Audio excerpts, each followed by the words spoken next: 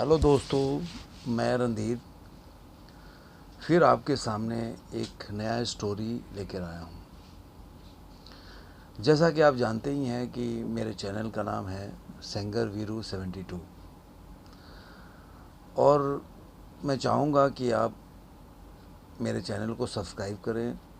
मैं अक्सर बोलता हूँ कि सब्सक्राइब भी कीजिए, लाइक भी कीजिए, शेयर भी कीजिए, कमेंट भी कीजिए कि मुझे भी मोटिवेशन मिलता है। और मोटिवेशन ही आदमी को एक नया रास्ता दिखाता है और थोड़ा हमें लगता है कि कुछ समाज में मैं किसी को कुछ दे रहा हूँ, समाज के लिए कुछ कर रहा हूँ। जैसा कि जानते हैं, मैं स्टोरी मेरा सुनाने का मतलब ये नहीं है कि मैं कोई स्टोरी टेलर हूँ।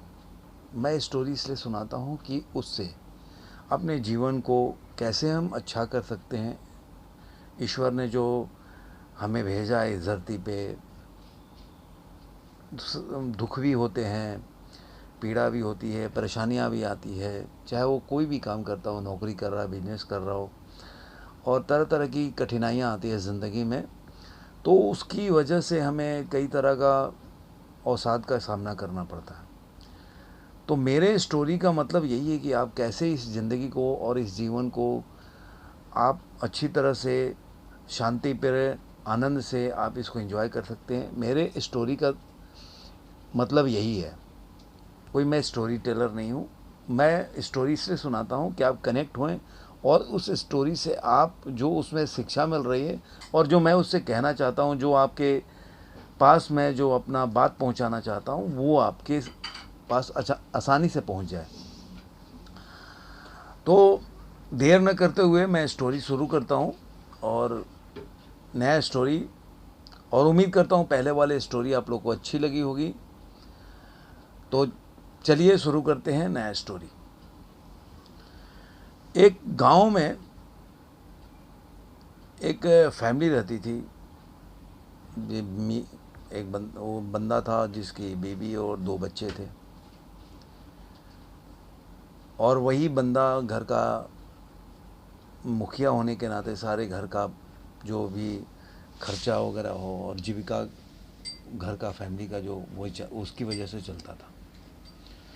अचानक एक दिन उस घर के मुखिया का उस आदमी का देहांत हो गया। अचानक अब घर के जो बाकी सदस्य थे उन पे जिम्मेदारी आ गई कि घर को कैसे चलाया जाए। तो जो भी उनके पास था, चूँकि बच्चे भी छोटे थे और वाइफ भी गृहिणी थी, कोई कुछ उसको आता नहीं था, मतलब वो ऐसा कोई ऑफिशियल कुछ करती नहीं थी जिससे कि वो अपने घर को चला सके। तो जो भी उनके घर के कुछ सामान थे उन्होंने बेच बेच के और जैसे तैसे चलाया उन्होंने घर को। कुछ दिन के बाद कुछ नहीं बचा, तो उनके हाथ में एक पत्थर आया। तो पत्थर आया तो उनको लगा कि अभी यही आखिरी पत्थर है, इसको बेच के देखते हैं और कितना दिन तक घर चलेगा। तो उनका लड़का जो था, उनका एक दोस्त था जो उनकी ज्वेलरी की दुकान थी, जो जौहरी थे, उनके पास वो लेकर गया। कह रहा, अंकल हमें पैसे की बहुत ज़रूरत है और ये मेरे पास एक पत्थर है, हीरा है, हीरे का पत्थर, तो आप इसको बेच के इसका पैसा दे दो मुझे।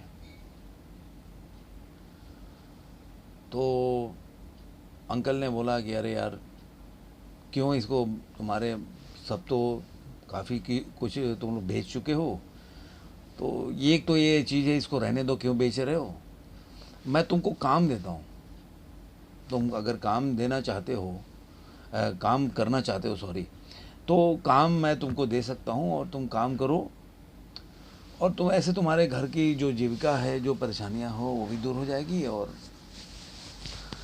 तो लड़का बोला कि हाँ, मैं इसलिए भी बेच रहे थे कि हमें कोई काम नहीं दे रहा था, तो मैं अंकल तैयार हूँ काम करने के लिए। लड़का बड़ा होनहार था, उसने बहुत दिल लगा के काम किया और दिनों दिनों काफ़ी, मतलब 2-3 साल के अंदर काफ़ी बड़ा मतलब जौहरी के दुनिया में उसका नाम होने लगा धीरे धीरे, और उसको इतनी पहचान हो गई हीरे का कि पत्थरों का, कि वो मतलब दूर दूर तक उसके बारे में लोग जानने लगे कि वो बंदा जो है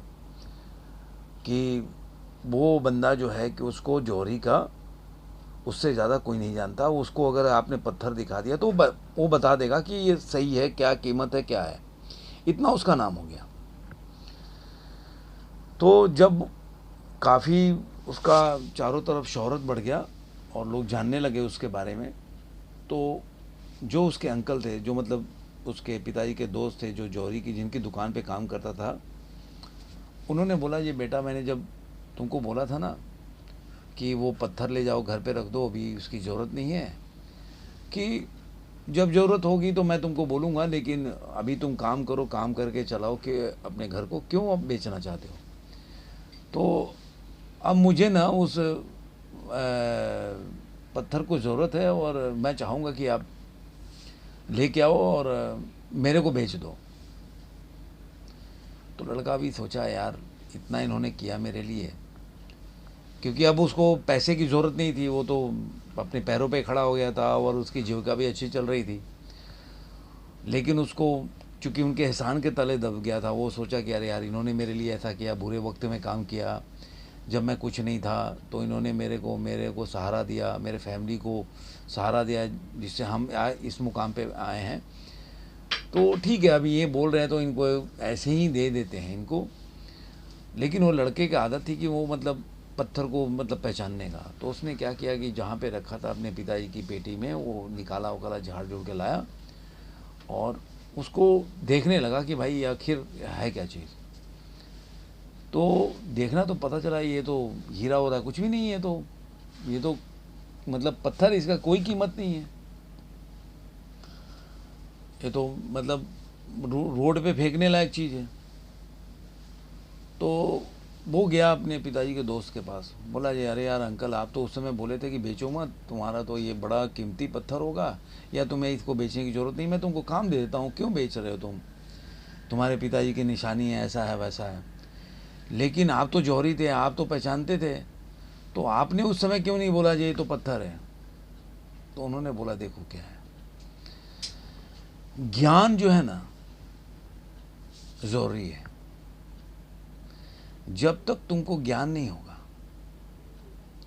तब तक उसकी कीमत पता नहीं होगी। जीवन का कीमत तभी आप लगा पाओगे जब आपको उसका ज्ञान होगा।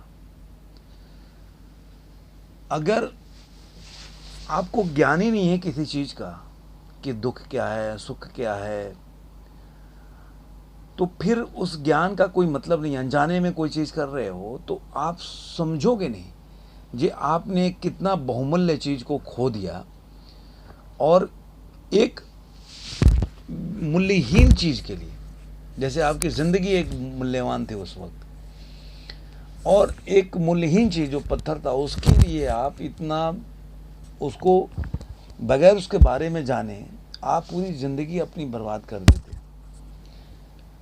तो जब आपको मैं इसलिए यहाँ तक लाया कि आप जानो कि आप उस पत्थर की कीमत क्या है, जैसे आपकी ज़िंदगी की कीमत क्या है। तो ज्ञान बहुत ज़रूरी है। हम क्या होता है, हम जब हम कोई भी चीज़, हम जैसे सुख है आदमी की ज़िंदगी में, हम सुख की तलाश क्या करते हैं, हम बाहर करते हैं। आप किसी से पूछिए कि आपको क्या चाहिए, तो हर कोई बोलेगा तो मेरे को सुख चाहिए। लेकिन आप पूछेंगे सुख कैसा चाहिए, सुख कोई चीज़ नहीं होता है, तो आप बोलेगा कि टीवी चाहिए, या किसी को अच्छी बीवी चाहिए, या किसी को गाड़ी चाहिए, अच्छा मकान चाहिए। सुख नहीं चाहिए।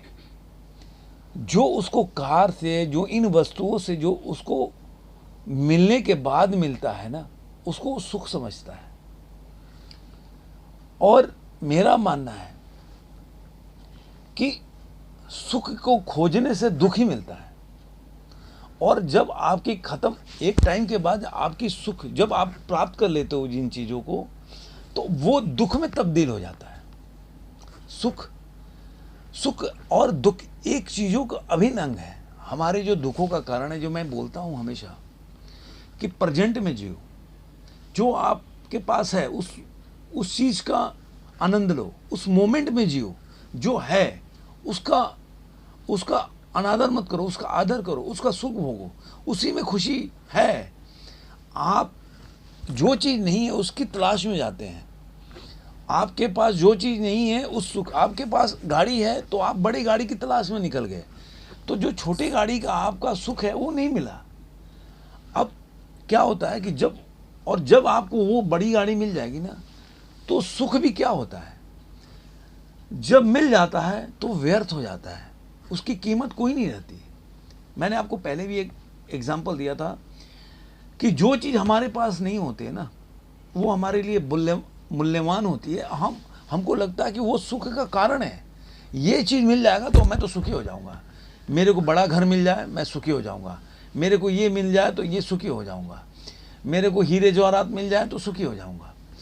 लेकिन जब वो मिल जाता है आपको, तो वो आपके लिए व्यर्थ निरर्थक हो जाता है। फिर आपका सुख का जो पैमाना है वो कोई कुछ और चीज़ हो जाता है। वो आपके लिए अब दुख का कारण हो गया, वो दुख हो गया। अब आपको उसमें सुख नहीं दिख रहा है, अब आपको किसी और चीज़ में सुख दिख रहा है। एक एग्जाम्पल आया, बायरन नाम के बहुत बड़े फिलोसोफर थे, शायद मैं नाम इधर उधर थोड़ा सा हो रहा होगा, क्योंकि काफ़ी पहले जब मैं फ़िलोसफी से एमए कर रहा था तब की बात है। तब मैंने ये इंसिडेंट सुना था कि वो अपनी प्रेमिका से शादी करके चर्च की सीढ़ियों से नीचे उतर रहे थे, तो हाथों में हाथ अपनी प्रेयसी का, जो उनकी मतलब अब वाइफ हो चुकी थी, उसके हाथ में हाथ डाले, प्यार से एकदम शहनाइयाँ बज रही है और नीचे उतर रहे हैं। अचानक उनको एक लड़की दिखी और उसके तरफ अट्रैक्ट हो गया। ऐसा सबके साथ होता है, लेकिन वायरन के साथ ये था कि उन्होंने उसी समय अपने उस वाइफ को बोला कि अरे यार, मेरे को बताना नहीं चाहता, लेकिन मैं तुमसे छुपा के रहना भी नहीं चाहता, कि जब तक तुमसे शादी नहीं किया था ना, तो तुम में मेरे को मतलब तुमको पाने की बेचैनी थी। मुझे लगता था अरे तुम मिल जाओगी तो अरे कितना मज़ा आएगा, आनंद आ जाएगा, तुम्हारे साथ यहाँ जाऊँगा वहाँ जाऊँगा घूमने। लेकिन अब तुम मेरी बीवी हो चुकी है और शादी कर चुकी है, अभी जस्ट बाहर आया, अभी मैंने एक लड़की को देखा, अब मुझे लग रहा कि मैं वो मिल जाए मेरे को, तो मेरे को ज़िंदगी का आनंद मिल जाए। अब मैं तुमको भूल गया, मेरा हाथ तुम्हारे हाथ में है, मैं लेकिन तुमको भूल गया। अब मेरे को उस लड़की की तरफ मेरा ध्यान और दिल दोनों जा रहा है। कहने का क्या मतलब है कि जो चीज़ जब उनके पास नहीं थी, उनकी जो प्रेमिका, जो वाइफ जब प्रेमिका थी, तो वो उनके लिए बहुमूल्य थी, उसमें वो सुख ढूंढ रहे थे। लेकिन वही गर्लफ्रेंड या प्रेमिका जब उनके पास हो गई, उनके साथ उनका बाउंडेशन हो गया कि चलो बीवी हो गई, अब चूंकि वो उसको मिल गया, अब उसके पास है, तो वो दूसरे की, उनकी जो इच्छा है वो दूसरे को पाने का हो गया। मतलब पैमाना बदल गया, मतलब आपको पोजीशन बदल गया, आपका चाहत बदल गया। तो हमारे ज़िंदगी का भी है, हम इस चीज़ को नहीं समझते। जो आज जो हमारे पास है, कल वो हमारे पास था, उसमें हमने सुख तब नहीं ढूंढा। अब जो आज हमारे पास है उसमें हम सुख नहीं ढूंढ रहे हैं। जो कल नहीं, जो हमारे पास नहीं है, जो कल हमारी ज़िंदगी में हम सोच रहे कि वो आएगा, उसके लिए उसके तरफ आतुर हो रहे हैं पाने के लिए। और हमारा आज का जो चीज़ हमारे पास है उसका सुख न भोगते हुए हम दूसरे की तरफ लगे हुए हैं। और हमारे दुखों का कारण यही होता है। जो चीज़ आपके पास, जो पद, मान लीजिए आप नौकरी कर रहे हैं, आपको लगेगा अरे यार मेरे को अभी तो मैं मैनेजर हूँ, अभी डिप्टी मैनेजर थी, हेड हो जाऊँ तो मेरे लिए अच्छा हो जाएगा, मैं सीएमडी हो जाऊँगा तो मज़ा आ जाएगा, तब मेरे को आनंद आएगा। आप सीएमडी हो गए तो आप प्रेसिडेंट सोचोगे, प्रेसिडेंट हो जाऊँ तो अच्छा हो जाएगा। तो ये आपका जो अब जो जो चीज़ आपको आपके ज़िंदगी में जो आप मैनेजर से सीएमडी भी हो गए, सीएमडी से प्रेसिडेंट भी हो गए, लेकिन आपके गोल्स जो है ना वो आगे बढ़ते जाएंगे। आप उस जो अचीव किया उस गोल का अनुभव नहीं कर पाओगे, आप उसका आनंद नहीं ले पाओगे। तो हम क्या करते हैं, अपनी ज़िंदगी की जो भी हमारी इच्छाएं होती हैं ना, मोमेंट में, जिस मोमेंट में जी रहे हैं उसमें बांध के नहीं जीते, हम आगे के लिए गोल बना लेते हैं। आगे के गोल तो हमारी दौड़ लगी रहती है, हम एक दौड़ में भागते रहते हैं। और एक चीज़ आप ध्यान से सुनिएगा, जो दौड़ लगाता है वो मंजिल पे नहीं पहुंचता। जो भी दौड़ लगा रहा है, आप ध्यान से सुनना मेरी बात, आपको मंजिल पे पहुंचने के लिए आपको कहीं रुकना पड़ेगा, तभी तो मंजिल होगी। आपने एक गोल सेट किया कि मतलब ये मेरे अचीव करूंगा, तो आप उस जगह पे गोल पे तो रुकना पड़ेगा ना, तभी तो आप उसको मंजिल को अचीव किए। आप मंजिल पे भी दौड़ते रहोगे तो आपको पाओगे, आप जिंदगी भर दौड़ते रह जाओगे। तो कहीं भी आपको जो चीज़ आपको पाना है तो वहाँ पे रुकना पड़ेगा, आपको दौड़ खत्म करनी पड़ेगी, कहीं ना कहीं आपको वहाँ पे रुकना पड़ेगा, तभी वो चीज़ आपको मिल पाएगा, आपका उसका आनंद मिल पाएगा। तो मेरा ये मानना है कि हम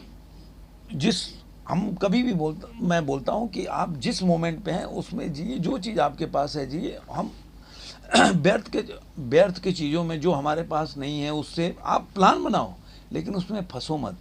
मेरी सारी स्टोरी इसी के लिए होती है कि आपके पास जो चीज़ है आप प्लान करो ज़िंदगी में, मेरे को ये पाना है, ये पोजीशन, मैं ऐसा काम करूँगा तो ये पोजीशन मिल जाएगा, और मैं थोड़ा और अच्छा काम करूँगा तो ये हो जाएगा। लेकिन आज जरूरी नहीं कि वो मिल जाएगा। कई बार आपके काम लग रहा है, अगर कंपटीशन है तो कोई आपसे बेटर काम किया उसको मिल गया, या कई बार हो गया मान लो आपके बॉस ने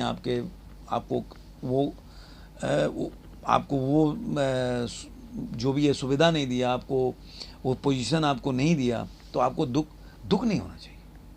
आपको दुख होगा, वो होना नहीं चाहिए, क्योंकि आप गोल सेट करो, लेकिन गोल के रिजल्ट से प्यार मत करो। गोल सेट करो कि मेरे को ये पाना है, मेरे को आज मान लो 500 एकड़ ज़मीन है तो सोचो कि मैं 1000 एकड़ बना लूँ, ये कोई बुरी चीज़ नहीं है। लेकिन आप 1000 एकड़ के से प्यार मत कर लो कि अब वो मेरे को नहीं मिलेगा, तो आपको लगे कि मेरी जो 500 एकड़ या मेरी जो भी मेहनत है, जो मैंने 1000 एकड़ अपने ज़मीन को बनाने के लिए जो मैंने मेहनत किया वो बेकार है, व्यर्थ है। ऐसा नहीं है। ऐसी देखिए, मेरे को एक और आपको एग्जाम्पल आपको सुनाता हूँ। एक बार क्या हुआ, एक बंदा जो है काफ़ी अमीर आदमी था, और मतलब अपने जगह का जहाँ भी रहता था वहाँ का सबसे धनी आदमी था, मतलब काफ़ी संपत्ति थी उसके पास। तो उसने बोला कि अरे, उस सिटी का सबसे अमीर आदमी था, वो मर रहा था, तो दोस्त वगैरह मिलने आए, बोले यार बहुत दुख हो रहा है तुमको देखते हुए कि आप इस कंडीशन में, लेकिन चलो आपको इस बात का तो मतलब सुकून हुआ कि आपने जो चाहा, कि आप बोलते थे कि मैं इस गांव का सबसे अमीर आदमी हो जाऊंगा, तो मैं बहुत मतलब सबसे आनंद पाने वाला आदमी होऊंगा, और सबसे मेरे को खुशी होगी जब मैं इस गांव का सबसे या शहर का सबसे अमीर आदमी हो जाऊंगा, तो मुझे बहुत खुशी मिलेगी। तो अब मुझे लग रहा है मरते समय आपको सुकून होगा कि चलो इस शहर का आपने सबसे अमीर आदमी हो इस समय, तो आपको खुशी मिल रही होगी। वो बोला कि नहीं, मेरे को तो इस आसपास के ज़िलों के 5-6 ज़िलों से भी ज़्यादा अमीर आदमी बनना था, वो मैं बन नहीं पाया। तो मुझे आज भी मेरे को सुकून नहीं है। अगर मैं 5-6 ज़िलों का और अमीर आदमी बन जाता तो मेरे को तब सुकून मिलता। मतलब कहने का ये मतलब है कि उसकी दौड़ ख़त्म नहीं हुई, वो उसके मन में उसकी दौड़ लगी हुई है। वो मरते मरते भी उसको सुख नहीं मिल रहा है, कि सुकून नहीं मिल रहा है, शांति नहीं मिल रही है कि मैं मर रहा हूँ, अब मैं जो चाहा था अपने टाइम पे अपने दोस्तों के साथ शेयर किया वो मैं पा गया हूँ। उसको सुकून नहीं था इन चीज़ों का। तो मेरा मानना है दोस्तों कि आप उस मोमेंट में जियो, और जो है उसके साथ ही आप प्यार करो, जो आपके हाथ में है और भविष्य की प्लानिंग करो। मैं ये स्टोरी को आगे भी ले जाना चाहता हूँ, लेकिन चूँकि ये वीडियो लंबा हो जाएगा तो मैं इसको दूसरे पार्ट में भी बनाने की कोशिश करूँगा, और चाहूँगा कि मतलब और आपको इसके बारे में, जैसे सुख की खोज होता है कि मतलब और लोग सुख की खोज में लगे रहते हैं, तो कैसे और इसको एग्जाम्पल के साथ और इसको आपको स्टोरी वगैरह के साथ सुना के मैं इसको आपको समझाने की कोशिश करूं।